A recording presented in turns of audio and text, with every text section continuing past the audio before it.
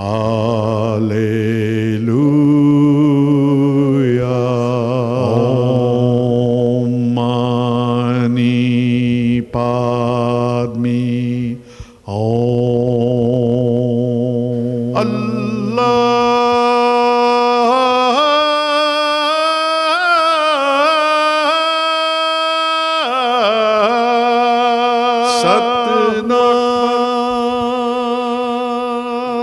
Welcome. You're watching Harmony and Diversity. Today we're speaking with Lionel Lauch, an indigenous educator. Thanks for coming in, Lionel. Thanks for having me.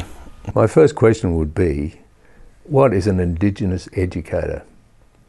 An indigenous educator is someone like me who has studied and learned a lot about my culture. I started studying and learning about Victorian culture to teach me, my family, and to teach the broader community and the rest of Australians about my culture, the way we lived, our tools, and our foods, our medicines, all that sort of stuff, our daily lives. You do quite a bit of research into that, don't you? Yes, yeah, it's taken me a long time to get to where I am now. It's been really hard. Yeah. About like 15 years just to get to what I know now. Yes, yes. And a long way to go still. Oh, it's still a long way to go, yeah. It's been very hard. Yeah. That's for sure. Now, so what's your actual background, the tribal connections, etc.? Yeah. My grandmother's Victorian, which is Guni Jamara, Kuraywarong. It's over Warrnambool, the Great Ocean Road area. That's my grandmother's country, Western Districts. And my grandfather's actually from Byron Bay, Tweed Heads, which is Bunjalung. Right. Yeah, so that's where my grandfather and grandmother are from. Right. And so, but now you're down on the peninsula. Yes. That's where you work. Yeah, I live at Mornington Peninsula now, yeah. I grew up as a young age throughout Melbourne, and then I ended up down Mornington Peninsula with a foster family. I've been living down there since I was 6 years old. Okay, right. Now, your mother was stolen generation. Yes. Yep. What was that like? What was the impact of that? Like your first memories, you would have been living with your mother? Yes. Yeah. Yep. So what was her relationship with her tribal nature, with her aboriginousness, how you would say? It was hard with Mum because like when they did the stolen generation, they took all the kids away. My mum was actually like the oldest out of all the kids. Yeah. So she didn't go off to a family with us as a cute little baby. So no one sort of wanted her. So she grew up really hard, had it really tough because she was 13. Right. So nobody wanted her. So she became went to the wash houses and became a maid and a nanny. So sort of life was really hard for her, on the streets and that. My mum, because of what she went through in her lifetime, been through really, really bad things that had been done to her in her teens and later years. Absolutely. And so she spent most of her life really on the streets, St Kilda, and that Collingwood Commission. That's where we lived when we were younger. Right. So that was a hard start. Oh, it was a very hard start, for my mum. Yeah, like I've had it tough myself, but nothing compared to what my mum has had. No. Yeah. No. So what happened then? You how did you finish up in foster? We lived with Mum for a while, but she was too crook to look after us mentally and physically. So my younger sister actually got taken away. Nola, she was taken away first by a white family, a foster family from Mornington. And they took her when she was 1, or just before she was 1. And then me and my other sister Omega, we stuck together. We travelled around different families and all over the place around Victoria. And then we ended up over in Longwarry, and that's where the foster family came and took my sister away again, my older sister Omega, and came and took her. And I was supposed to go off to another foster family, but apparently I was too messed up, so they took me back to where I was, and then this foster family came and a couple of months later picked me up and took me to live with my 2 sisters. Oh, right. Yeah, so I went down to Mornington, and that's where I've been ever since. And when you say too messed up, how was that manifesting itself? You were deeply troubled, obviously. Oh yeah, from a kid, life was hard. It was hard for Mum because she was an alcoholic, and what she'd been through was a nightmare. The things that were done to her were horrific, and so she was hard for her to look after us as kids. So we lived with different people and that, and we lived with some people who were just pure evil and did a lot of bad things to us, to me and my sister, and we were abused pretty bad as kids. And so when me and my sister were actually split up at that time, I thought I was on my own, and I just fell apart. And as a 4.5-year-old kid, yes, it's 4.5, 5. Yeah. But the amazing thing, Lionel, is Aborigines that I've spoken to and other times, is the bitterness. You don't seem to carry a lot of bitterness in relation to that. My whole life as growing up, I grew up angry, really angry, and I hated the world, suicidal. I've been there through all the nitty gritty and stuff, and till I got to a certain age where, and I met a beautiful woman who taught me a lot about, talking and, about Australians, how they're uneducated. Yes. And at first I didn't agree with it. I refused to agree with it because I was educated. I studied history of the world and everybody else's cultures. So how could somebody not know about my culture? But it is the true fact that Australians are uneducated about what happened. Yes. And it took me a long time to accept that, and then I'm moving forward my culture and finding how many people love my culture and how much I love my culture. It's helped me look at things a different way and become more of a healer. I've been too many years, you get tired of being angry all the time. Growing up angry makes you tired. Yeah, absolutely. So, but now I'm just bubbling with life about my culture. It's just amazing what I've got to teach and what I've still got to learn. That's terrific. So it's your own culture is a healing process. Oh, definitely. Yeah. Well, luckily, Archie Roach, I don't know if you've heard of him, but yes, my uncle, his music has inspired me and helped me a lot and through the years. Yeah, definitely. Yes, brilliant music. So, as an educator, how did that start? How did you get into that process? I was just sort of teaching everybody I knew, and then it was actually through a friend of mine, was sort of Hans Christian Anderson. He was he's actually the Reverend now at the Melbourne Grammar. Yes. He's a good mate of mine, one of my best mates. And I started taking him on my walks, and me and him got together and started talking and doing meditation. I showed him what I do, and he loved what I did.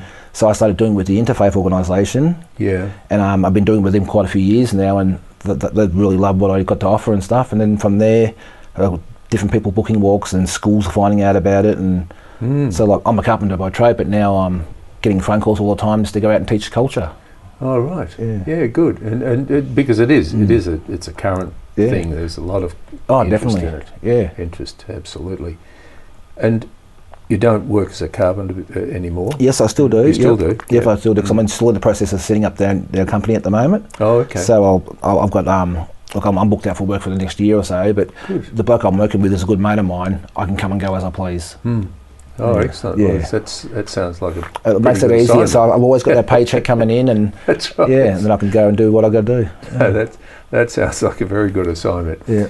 Now, look, before we get on to the next point, because we're getting up close on time, but I'd like to talk to you about some of the impact, racist type stuff, actually, to see just what sort of things happened. Yeah.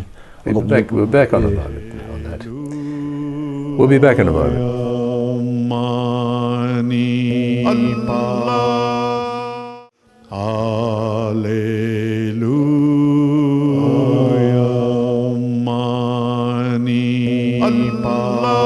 Welcome back.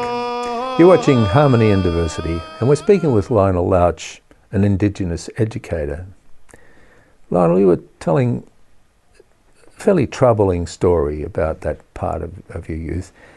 In your life, what sort of racial sorts of issues have you confronted? A fair few, I would imagine. Yeah, well, yeah, definitely. Coming from Melbourne, from living mostly with my people, different families and different groups, coming to my foster family, it was a big change because it was good. I had food every night, I had a bed, I had a roof over my head, but the racism was different. It was incredible. Like, it was just massive, yeah. Because the Mornington Peninsula was mostly a white majority. Me and my two sisters were the only indigenous people that side of the peninsula. Yeah. So I experienced racism really bad down our way. So growing up as a kid, and it used to be really bad as a kid. I used to hate it, like always fighting at school. I didn't want to fight, but I always did get in fights. For bullies. How did they start? What were they calling your names? Oh, every name under the sun, yeah. You imagine this, Aboriginal, Abo, nigger, coon, boong, everything, all those names as a kid. And said with malice. Oh, definitely, yeah. Good heavens. Yeah, it was really bad trauma as a kid going through that. I remember Christmas time as a young fella, my biggest wish at Christmas time was to wake up white. That was it. I remember as a kid, I go to bed Christmas thinking, if I can wake up white in the morning, I'd be happy. I didn't care how ugly or what I was, but that was the way it was. I could jump in front of the mirror, still Aboriginal. Good heavens. That's I laugh, but I laugh sardonically, not because it's humorous. It's that's a tremendous burden for a young person to carry. Yeah, definitely. And do you have examples of that in your later years? Like now, do you encounter anything now? Not so much racism. I think it's probably because I've grown up big and strong, and I've done a lot of boxing and martial arts. I don't know if that's anything to do with it, but and I've earned a lot of respect too over the years from a lot of people, and but probably because I'm a man now, probably people don't say it to my face, but I know it's still out there everywhere, but you hear it everywhere. But young primary school, high school, and teenage and in the early 20s, it was all the time. Yes, it's amazing. Well, there was the elder just recently, last couple of days, who was refused a taxi ride, for goodness sake. I know, definitely, It's just mind-boggling. It is, really definitely. And so this is part of, as an Indigenous educator, to illuminate and combat that racist sort of attitude. Is that part of what your objective is? Definitely, yeah. It's like I said, when we were young, the racism was so bad, we actually ended up calling ourselves, when Riddle Primary School, people ask what we were, we'd say we're Islanders. Because it was drummed into our head back then that Aboriginals are the lowest form of life on the planet. So you would not call yourself an Aboriginal. So we call ourselves Islanders, hoping that people like us better. Who was saying that to you, that Aboriginal was everybody, the lowest form adults, of life? all the adults, wherever you went, other kids, you copped it everywhere. White tribe people? Yes, white people, never Aboriginals, yeah. Good heavens. Yeah. Okay, that's lawful. Yeah. So, all right, so you've moved to, when did you sort of look, from that background, when was it that came to you to say, I want to have a look at my culture, I want to really start to get involved in that? When did that happen? Probably I was about 21. I actually started artwork, getting into my artwork. Right. Yes, I started in a little art group. We started down in Rosebud with a few Indigenous people down there. I got older, met a few more Indigenous people, and we started an art group up down there. And probably from there, I've always loved art, even as in primary school and high school, I loved art. But from there, I started learning more about my culture and Indigenous art, and then learning, we can't just do any art. We've got to do certain parts of art from different parts of the country and things like that. But that's where it really sort of started. That's where it started. Yeah. So with the culture, the centre of Aboriginal culture is a spiritual one, like any other culture.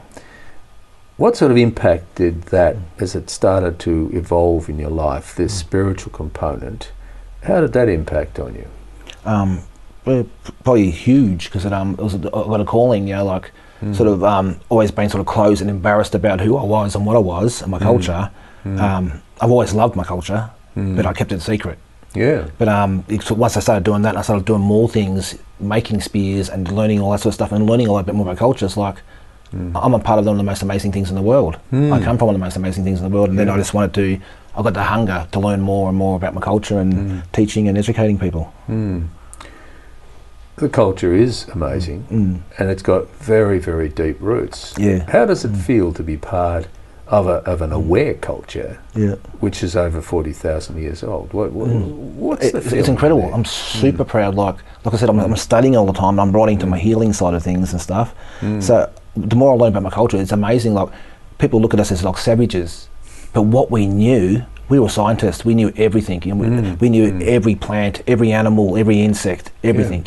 We knew the human body. We knew the ins and outs. We knew every organ, muscles, healing. We knew everything. It was incredible what we knew. We knew there was iron and metal in the ground. We didn't use it. It was too heavy. We don't want to carry things like that around with us. It was amazing. The knowledge we had was incredible.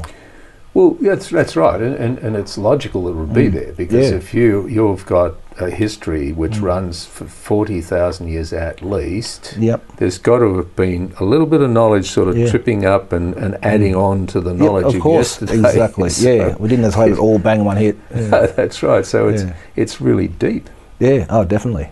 Yeah. So you mentioned art there before. So what do you do as far as art's concerned? I do paintings in my own style of painting, and I also do. I've done ceramic work before, but mostly now I've been more focusing on woodwork. So I do. So I make spears, I make didgeridoos, nullas, club sticks, boomerangs. I do any sort of woodwork. I do it all. Right. And do you do that for customers? Mostly for customers. Yeah, I do a lot for a lot of stuff I do these days is all order. People are always ordering. Like I said, with the interfaith organisation, Yes. they order a painting, one massive painting off me a year, and so mostly now I used to just to paint and put them in exhibitions, but now because I'm so busy, it's more orders. People will ring me up and say, "Oh, can you do this for us?" I do a lot of stuff for different organisations like the Interfaith. I've had a Catholic place in Frankston ring me. They were doing a new shrine. They won the painting for the shrine, so things like that. And the Guide Dog Association, I donated a painting for the Guide Dog Association. I painted up a plastic dog. Good. We're out of time for the moment. Yep. We'll be back in a moment.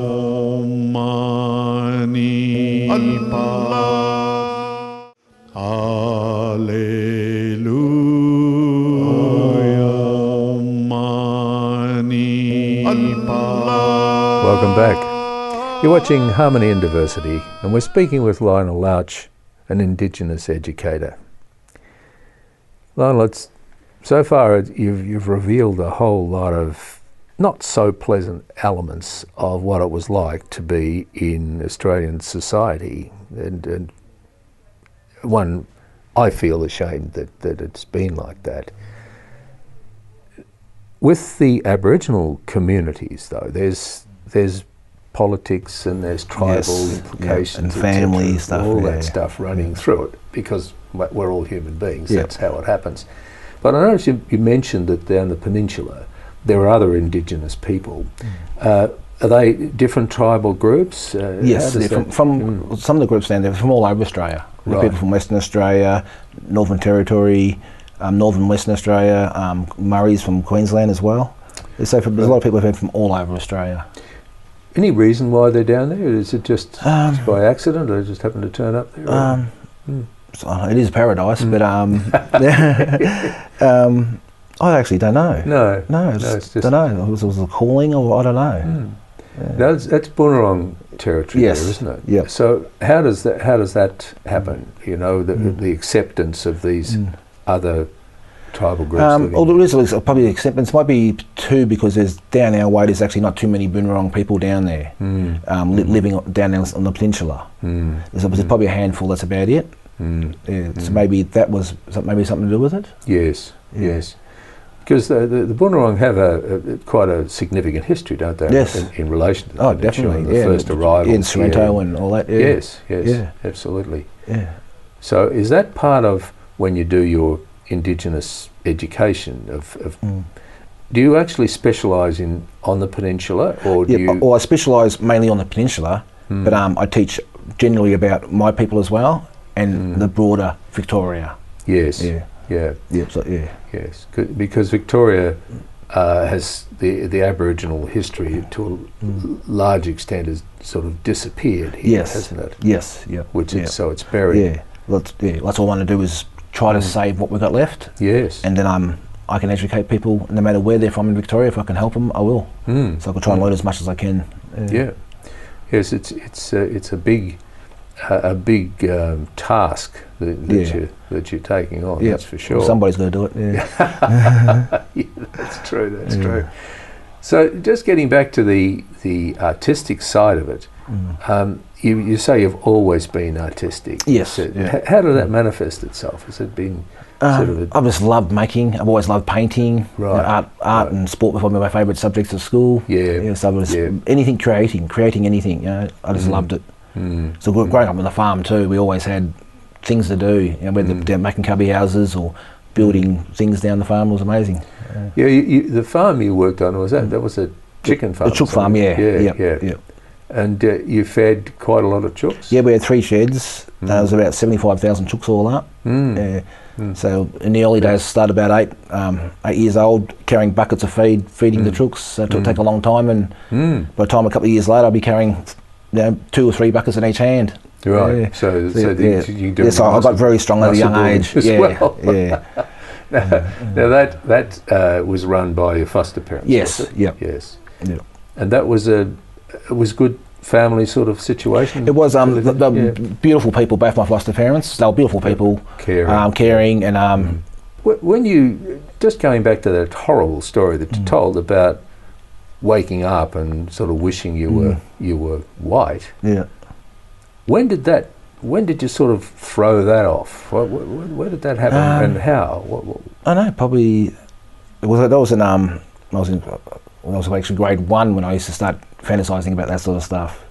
So I reckon probably I don't know, grade 5 maybe, grade 6 or something. I started changing that. You know, got sick of waking up every morning checking the mirror. So and then you started to get a sense of pride in who you or just are. accepted and so it's obviously not going to change. So I really learnt by then. And where did you do your woodworking? Did you do an apprenticeship, or did you go to with the carpentry? Yes. No, actually I'm not a qualified carpenter. Oh, right. But I've done it for over nearly 20 years. I've done it for. Yeah. So and also on the farm we did a lot of carpentry work. Yeah. So I'm not qualified in paperwork, but I can do anything any other chippy can do. And you got a feeling for wood. Oh, I love wood. Yeah, I love wood. Yeah. I love me painting, but woodwork is just I love it. So you do didgeridoos, you say. Yep. How do you go about that? In like getting the right wood for it? Because yes, you got to get the right wood, and you just got to know how you look. I was lucky. I was taught by a man called Ron Murray. He taught me when I was about 20, 21 at that art school. We had an exhibition together, and he's renowned. He's throughout the world for didgeridoos. Right. And he taught me that. But the only one thing he did teach me was playing it. He taught me how to make it all. It took me a while. I was making didgeridoos 3 years before I learned to play one. Oh, right. Yeah, my first didge went to Sweden. Yeah. Oh, okay. Yeah. Well, there you go.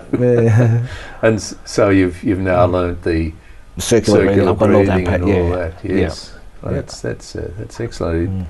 And you play it regularly now? Yes. I play nearly all the time now because I do work with a lot of yoga classes and a lot of different meditation classes. Right. That seem to have exploded at the moment. Good. So I'm getting calls all the time. So I'm doing a lot of that sort of stuff. We're getting call about time as well. Yeah. Would you be able to, because this is a big subject, we've got a lot more to talk about. Would we be able to talk again next week? Would you be happy to come back in again? Next week? Yes. Yeah. Thank you very much. Thank you, Lionel. You've been watching Harmony and Diversity, and we will be back next week, and we'll speak with Lionel Lauch more about being an indigenous educator. Thanks for watching. Bye for now. Baha'u'llah,